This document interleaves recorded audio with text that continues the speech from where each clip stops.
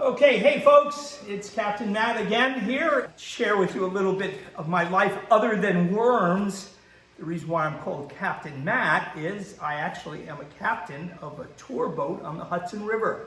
If we're in trouble on the river and you need help, you get on your radio and you say, "Mayday, Mayday, Mayday, Mayday." And when we hear that over radios, we know that everybody's in trouble. And I'm certain the other day, I came in to feed the worms, and I could have sworn I heard the worms yelling, "Mayday, Mayday." And I listened, and then I finally realized they're hungry. They don't have enough food. So today I just thought I'd talk to you about how I dealt with it.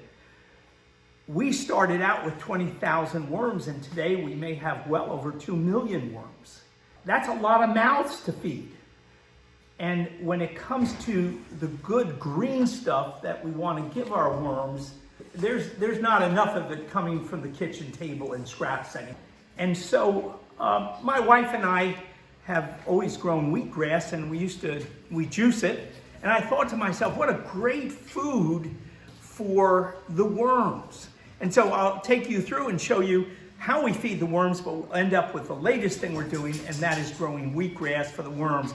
And I want to tell you something, they are eating it up.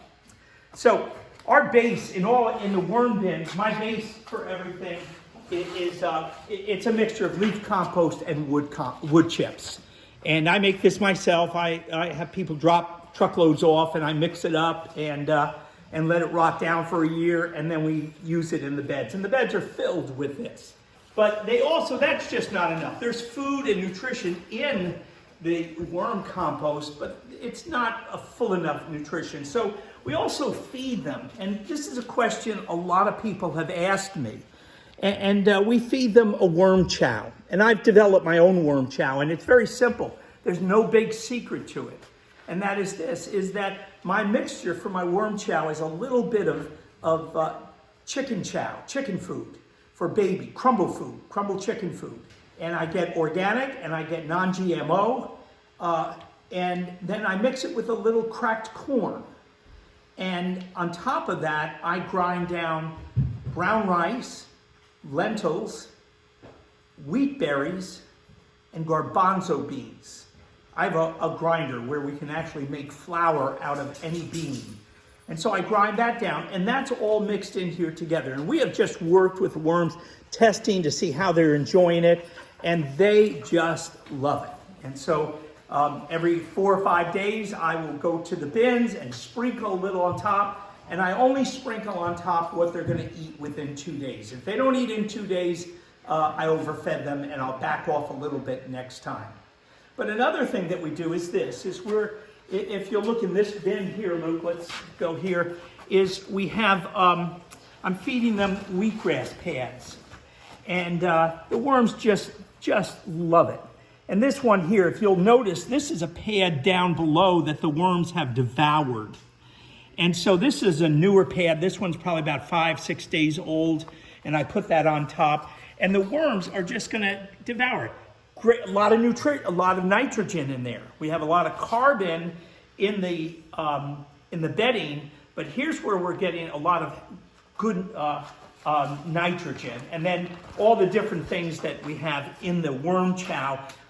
We've got a whole bunch of healthy worms, and let me just show you how healthy these worms are. Seth, do you want to look and see how healthy these guys are? Here's a handful of worms. Now, these guys, if you're a worm person, you can tell we've got some good old healthy worms here. Just to be able to put my hands in and grab that many worms is close to a miracle. I can't believe it happens, but that's what we do. And so they're healthy. And I'm not a scientist, and I haven't studied vermicology in college or anything. But I've learned, I've watched, I've thought, what do they eat in nature? What can they handle? And we came up with all these foods, and the foods they're doing really well on it. So today you say, well, how do I grow? How do I grow wheatgrass? It's a very, very simple process. I start off with 2 jars like this every other day. And this is 3/4 of a cup of red winter wheat berry. And I just use that berry. You can use any kind of wheat berry you would like. And I'll soak these in water overnight. And then tomorrow morning, I'll empty the water out.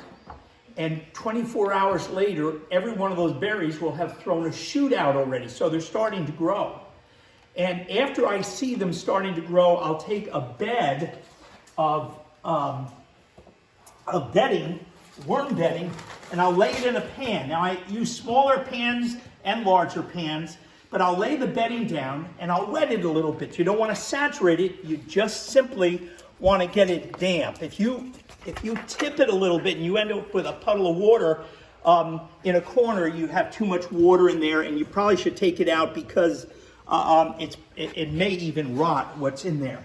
But these guys now, I just did this about an hour ago and spread these seeds on top, and I'll cover it just so they don't dry out on top. Between now and tomorrow morning, the roots of the wheat berry, they grow extremely fast. They'll send their roots down into the soil. At that point, I'll take the cover off and I'll start growing it. This pad here is, I did this 2 days ago. So I put the berries down, and it's only 2 days old, these berries. This one I did if you'll notice the different heights, I did this one 4 days ago, and it's a little lower than this one, which is 6 days old. And when it gets to this point here, 6 to 9 days, is when I'll take it and then I turn them upside down and put them in the, I put them in the big bins. All of my worms are now eating a whole bunch of wheatgrass, and I assure you it's as healthy can be. The one thing, as you grow the wheat berry, a lot of moisture ends up in the grass itself, so you want to sprinkle it. Get yourself a small watering can. I keep these in the house in a window. You can grow them with the light in this room without any direct sunlight. They'll grow in here, but they grow fuller and a little more complete out in a window. And so I have a small watering can, and I just make sure that they're all damp. I do not, this one is pretty dry right now. And when it's dry, it clings a little bit. But I don't want these to get too dry because they'll slow them down. Once they start going, Seth, come on over, tear this in half, will you? Tear that in half, will you? The roots, and Seth, whoa, you did it. I didn't think you'd do it. Okay, but that's right. It was tough. And right? What I'm saying is, this is only 6 days old here, and the root system down there is so strong and it intertwines. But what the worms love to do, let's see if we can find some worms on top. The worms love to climb. Here's a few worms on top. They love to go in and out of it, eating everything along the way. So there's fresh bedding inside of this. The roots grow around it, and they're going to eat all that also. And it's just a wonderful way to feed them. And so when I come into the worm barn in the mornings, I don't hear Mayday, Mayday, Mayday anymore. I know that the worms are really, really being taken care of. And folks, if you have questions, you can go right down to the bottom of the video and you can ask your questions in the comment section down there. And I am building the bin because so many people ask me how to build it. And we've started that video, and I'm going to take you step by step how to build one of these. I show I'm going to take you from the pile of lumber and the cost all the way to a finished product and then I'm going to show you how to fill a bin and how to start it and to get it going so that you can house, with some outside help, breeder bin help, we can start putting eggs in here or cocoons in here and get this up to about 1 million worms. And that's what I look for in all of these. So keep asking questions. We're doing this one today because a lot of people ask me, hey, what are you feeding your worms? And these are great things to do, especially if you're looking to have a small business where you can operate and serve some of the nurseries in your area and maybe a farmer's market and just have a lot of fun doing it.